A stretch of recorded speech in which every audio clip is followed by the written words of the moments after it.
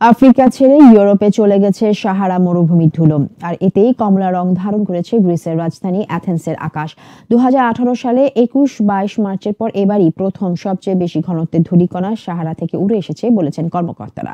বিশেষত ক্রেট দ্বীপ এই ধুলোর মেঘে ছড়িয়ে গেছে।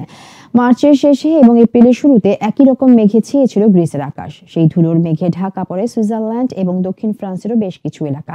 গ্রিকদের যাদের শ্বাসনালীর সমস্যা আছে তাদেরকে বাইরে সময় কম কাটানো, সুরক্ষা মাস্ক পরতে বলা হয়েছে এবং ধুলোর মেঘ না কাটা পর্যন্ত শারীরিক অনুশীলন না করার পরামর্শ দেওয়া হয়েছে।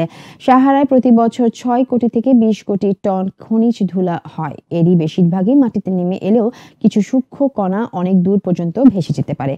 কখনো কখনো তা ইউরোপে পৌঁছে যায়। সাহারা ধুলোর মেঘ এবং উচ্চ তাপমাত্রার কারণে বিশেষত দক্ষিণ গ্রিসের বায়ুমণ্ডল শ্বাসরুদ্ধকর হয়ে পড়েছে।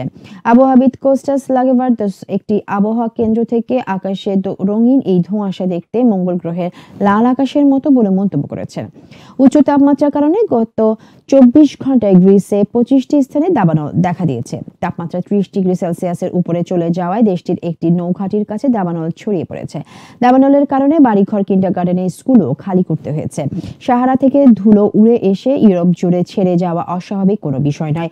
এই ধুলোর মেঘের ঘনত্ব সময়ে সময়ে কম বেশি হতে পারে। বসন্ত এবং শরতে এমন ধোঁয়াশা হয়ে থাকে প্রায়।